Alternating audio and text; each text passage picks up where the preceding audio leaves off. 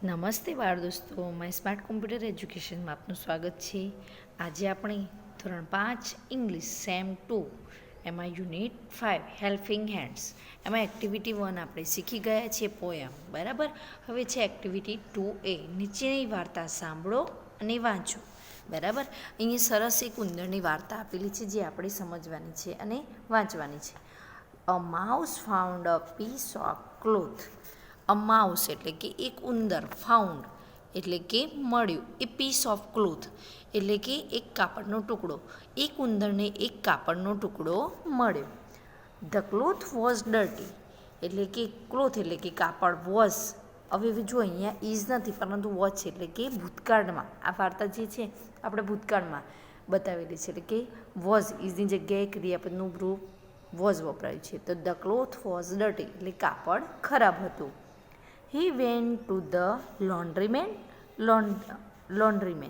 એટલે કે તે ધોબી. વેન્ટ એટલે કે ગોની જગ્યાએ અહીંયા વેન્ટ ભૂતકાળનું છે રૂપ વેન્ટ. તો તે ધોબી પાસે ગયો. લોન્ડ્રીમેન પ્લીઝ હેલ્પ મી એટલે કે છે ધોબીભાઈ મને મહેરબાની કરીને મદદ કરશો. માય ક્લોથ ઇઝ ડર્ટી એટલે કે મારું કપડું ગંદુ છે. પ્લીઝ વોશ ઇટ ક્લીન એટલે કે મહેરબાની કરીને વોશ એટલે કે ધોઈને મને સાફ કરી આપો. તેને મને ધોઈને સાફ કરી આપો. એટલે કે લોન્ડ્રીમેન જવાબ આપે છે. નો I am busy the laundryman sad એટલે કે ધોબીભાઈએ જવાબ આપ્યો. ધોબીભાઈએ કહ્યું કે ના, આઈ એમ બિઝી એટલે કે હું વ્યસ્ત છું. આગળ ધ માઉસ સ્ટાર્ટેડ શાઉટિંગ એટલે કે માઉસ એટલે કે સ્ટાર્ટેડ, શાઉટિંગ એટલે કે બૂમો પાડવાની. ઉંદરે બૂમો પાડવાની શરૂ કરી. The laundryman is not good he can't wash my cloth એટલે કે છે કે આ ધોબીભાઈ સારા નથી. ઇઝ નોટ ગુડ એટલે કે તે સારા નથી. હી કાન્ટ વોશ માય ક્લોથ તે મારું કપડું ધોઈ શકતા નથી. હી can't clean or iron cloth એટલે કે તે મારું કપડું ધોઈ શકતા પણ નથી અને ઇસ્ત્રી પણ નથી કરી શકતા. The laundryman said don't make a noise એટલે કે લોન્ડ્રીમેને કહ્યું એટલે કે ચૂપ થાય એમ, અવાજ ના કરીશ. The laundryman washed and ironed piece of cloth એટલે કે ધોબીભાઈએ પછી શું કર્યું કે તું અવાજ ના કરીશ એમ. ધ લોન્ડ્રીમેન વોશ્ડ એટલે કે ધોબીભાઈએ ધોબી કપડાના ટુકડાને ધોઈને ઇસ્ત્રી કરીને એમને આપ્યું. કોને આપ્યું? તો ઉંદરભાઈને. The mouse went to the tailor હવે એ કપડું ધોવાઈ ગયું ધોબી પાસેથી. એ પછી કોની જોડે જાય છે? દરજી પાસે, ટેલર જોડે. તો the mouse went to the Taylor એટલે કે દરજી મહેરબાની કરીને મને ટોપી બનાવી આપશો એમ કે છે. તો તે દરજી પાસે જાય છે. O tailor please make a cap એટલે કે મને દરજી એક ટોપી બનાવી આપશો. No I am busy the tailor said એટલે દરજીએ કહ્યું કે ના, હું વ્યસ્ત છું, હું નહીં બનાવી આપું એમ. તો ધ માઉસ સ્ટાર્ટેડ શાઉટિંગ એટલે કે એ સાંભળીને ઉંદરે બૂમો પાડવાની શરૂ કરી. The tailor is good for nothing he can not stitch a small cap એટલે શું કહે છે પછી ઉંદર શું કહેવાય બૂમો તો પાડે છે, સાથે સાથે એને કહે છે દરજી નક્કામાં છે, તે એક નાની ટોપી સીવી શકતા નથી કે છે મારા માટે. The tailor said she don't make a noise એટલે ટેલર એટલે કે દરજી શું કહે છે? અવાજ ના કર. He took measurement and stitched the cap પછી દરજીએ શું કર્યું કે તેનું માપ લીધું અને તેને ટોપી સીવીને આપી. એટલે કે પહેલાં કપડું ધોઈને પેલા ધોબી પાસે ગયો, ત્યાં કપડાની ધોઈને ઇસ્ત્રી કરી અને પછી દરજી જોડે સીવડાવી. હવે આગળ છે તો આગળના પેરેગ્રાફમાં છે the mouse went to the needle woman એટલે કે હવે તે ક્યાં કોની પાસે જાય છે? નીડલ વુમેન એટલે કે ભરતકામ કરનાર મહિલા હોય એની પાસે જાય છે. તો ઉંદર ભરતકામ કરનાર મહિલા પાસે ગયો. O needle woman my cap is simple please decorate it with a lace and some design એટલે કે છે કે ઓ ભરતકામ કરવાવાળા બેન, મારી ટોપી સાદી છે, મહેરબાની કરી તેને દોરી અને છાપથી શણગારી આપો ને એટલે કે તમારા ભરતકામ વડે કંઈક ભરતની ડિઝાઇન કરી આપો ને. No I am busy the needle woman said એટલે કે પેલી જે ભરતકામ કરનારવાળી બહેન છે એને શું કહ્યું કે ના હું વ્યસ્ત છું, હું નહીં કરી આપું. તો ધ માઉસ સ્ટાર્ટેડ શાઉટિંગ એટલે ફરીથી ઉંદરે બૂમો પાડવાની શરૂ કરી. This needle woman is good for nothing, she can not decorate my cap. એટલે શું કહે છે પછી બૂમો પાડીને, ધીસ નીડલ વુમેન એટલે કે આ ભરતકામ કરવાવાળા બહેન છે એ તેઓ સારા નથી, એટલે કે છે તેઓ મારી ટોપી શણગારી શકતા નથી, ભરતકામ કરી દેતા નથી. The needle woman said, she don't make a noise એટલે કે છે કે અવાજ ના કર. She decorate the cap with golden lace and rose એટલે કે તેને પછી શું કર્યું, એની ટોપીને સોનેરી કોર એટલે કે પેલી આપણે લેસ કહીએ ને એ સોનેરી કોર અને એક ગુલાબથી તેને શણગારી આપી. The mouse went to cricket stadium પછી કોની પાસે ગયો, તો the mouse went to a cricket stadium તો ઉંદર ક્રિકેટના સ્ટેડિયમમાં ગયો. He talked to a captain તો તેણે કેપ્ટન સાથે વાત કરી. Your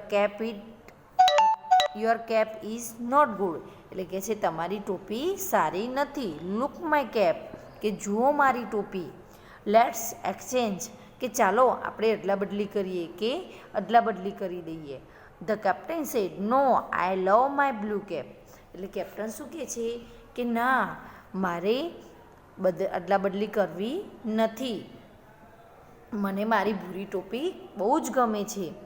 it has a Ashok ચક્ર એટલે કે તેમાં અશોક ચક્ર છે, જે ભારતના રાષ્ટ્રધ્વજમાં અશોક ચક્ર છે, આપણા રાષ્ટ્રધ્વજમાં એ અશોક ચક્ર દોરેલું છે ટોપી પર. ધ માઉસ સ્ટાર્ટેડ શાઉટિંગ એટલે કે માઉસે એટલે કે ઉંદરે બૂમો પાડવાની ફરીથી શરૂ કરી. The captain is not good, he can not exchange the cap એટલે કે છે કે આ કેપ્ટન તો સારા નથી, તે મારી ટોપી અદલા બદલી કરી શકતા નથી. The captain said she don't shout એટલે કે કેપ્ટને શું કહ્યું કે પ્લીઝ શી અવાજ ના કર. There is a cat in his room એટલે કે આ ઓરડામાં એક બિલાડી છે. કેપ્ટન શું ધમકી આપે છે કે તું પ્લીઝ અવાજ ના કરીશ, અને શું કે છે there is a cat in this room એટલે કે આ ઓરડામાં એક બિલાડી છે.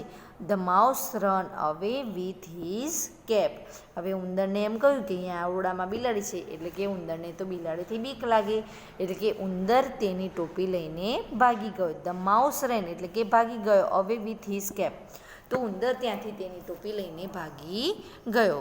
તો તમે આ વાર્તામાં સરસ સમજી જ ચૂક્યા હશો કે અહીંયા એક સરસ ઉંદર છે નાનકડો, એ ધોબી પાસે જાય છે, દરજી પાસે જાય છે, ભરતકામ કરવાવાળા બેન પાસે જાય છે, અને છેલ્લે પેલા ક્રિકેટમાં રમતા જે બધા છે એમાં કેપ્ટન પાસે જાય છે, અને છેલ્લે ત્યાંથી તે કેપ્ટન તેને ભગાડી મૂકે છે. બરાબર. તો હવે આપણે એક્ટિવિટી 2B જોઈશું. તો 2Bમાં છે જૂથમાં કામ કરો. આ વાર્તામાં કેટલાક વાક્યો વારંવાર બોલાય છે તે વાક્યો શોધીને અહીં લખો. હવે આપણે આખો પાઠ શીખી જ ગયા છીએ તો તમને ખબર જ હશે કે કયું વાક્ય વધારે બોલાયું. તો સૌથી પહેલાં આપણે જોઈએ તો નો આઈ એમ બિઝી દરેક વખતે આવે છે, નો આઈ એમ બિઝી બધા વાક્યો શીખ્યા એમાં. પછી બીજું આવશે ધ માઉસ સ્ટાર્ટેડ શાઉટિંગ એટલે કે ઉંદર દરેક વખતે બૂમો પાડે છે. બરાબર. એનું ગુજરાતી એમ થાય છે ધ માઉસ સ્ટાર્ટેડ શાઉટિંગ. પછી ત્રીજા નંબરમાં ડોન્ટ મેક અ નોઇઝ એટલે ડોન્ટ મેક અ નોઇઝ એટલે કે અવાજ ના કર. અને છેલ્લો શબ્દ આવશે પ્લીઝ હેલ્પ મી એટલે કે પ્લીઝ મને મદદ કરો. આ વાક્યો વારંવાર આવે છે. હવે આગળની એક્ટિવિટી 2C જૂથમાં કામ કરો. ઉંદર કોને કોને મળે છે, ઉંદર જેને મળે તેની સામે કૌંસમાં T અને ન મળે તેની સામે કૌંસમાં F લખો. હવે અહીંયા જુદા જુદા વ્યવસાયકારના નામ આપેલા છે. એમાં ઉંદર આ વાર્તામાં આપણે કોને કોને મળ્યો તો અહીંયા આપણે ફોલ્સ અને ટ્રુ એટલે કે સાચા સામે ટ્રુ અને ખોટા સામે F લખવાનું છે. તો ધ ટીચર તો ટીચર સામે શિક્ષકને મળે તો ના, તો અહીંયા આપણે F લખીશું. પછી ધ કેપ્ટન તો yes T, the needle woman તો T, ધ ટેલર તો T, ધ લોન્ડ્રીમેન તો T, ધ ડૉક્ટર તો ફોલ્સ આવશે, ડૉક્ટરને નહોતો મળ્યો. પછી ધ કાર્પેન્ટર તો F અને ધ પોટર તો એમાં પણ F. બરાબર. હવે આપણે આગળની એક્ટિવિટી જોઈશું તો જેમાં છે એક્ટિવિટી 2D જૂથમાં કામ કરો. નીચેના વાક્યોને વાર્તાના ક્રમમાં ગોઠવીને લખો. અહીંયા તમને ક્રમ આપેલા નથી એટલે કે અહીંયા આપણે ક્રમ પહેલાં લખી કાઢીશું અને એ ક્રમને પછી યોગ્ય રીતે વાર્તા જે આપેલી છે એ વાર્તાના ક્રમમાં સરસ ગોઠવીને આપણે લખવાના છે. તો ફર્સ્ટ અહીંયા એક લખી કાઢીશું. The needle woman decorated the cap with golden lace and rose. પછી 2 the mouse found a piece of cloth. 3 the tailor stitched the cap. 4 The captain of the cricket team did not exchange his cap. 5 The laundryman washed and ironed the cloth. બરાબર. હવે આપણે 1 થી 5 અહીંયા મૂકી દીધા છે number. હવે આપણે એને શું કરવાનું છે? વાર્તાના યોગ્ય ક્રમમાં ગોઠવવાનું છે. તો સૌથી પહેલાં વાર્તામાં શું આવશે? The mouse found a piece of cloth. તો જે બીજા નંબરનું વાક્ય છે અહીંયા આવશે. તો અહીંયા આપણે લખવાનું છે એમાં 2 નંબર પહેલાં લખીશું. બરાબર. પછી આવશે 5 number. The laundryman washed iron the cloth. પછી 3 નંબર આવશે the tailor stitched the cap. પછી આવશે 1 the needle woman decorate the cap with golden lace and rose. અને છેલ્લું આવશે 4. 4માં છે the captain of cricket team did not exchange his cap. બરાબર. તો આ રીતે આપણે વાર્તાના ક્રમમાં યોગ્ય ગોઠવવાના છે. હવે આગળની એક્ટિવિટી જોઈશું. Activity 2E. નીચેના વાક્યો સાંભળો. વાક્યો સાથે પ્રશ્નો માટે યસ આઈ કેન અથવા નો આઈ કાન્ટ જવાબ લખો. એટલે કે આપણે યસ આઈ કેન એટલે કે હું કરી શકું છું. નો આઈ કાન્ટ એટલે કે ના હું કરી શકતો નથી. તો હવે પ્રશ્ન નંબર 1 છે. The laundryman can wash and iron the clothes can you. એટલે કે આપણે લોન્ડ્રીમેનના જેમ ક્લોથ અને કપડાં ધોઈને ઇસ્ત્રી કરી શકીએ છીએ.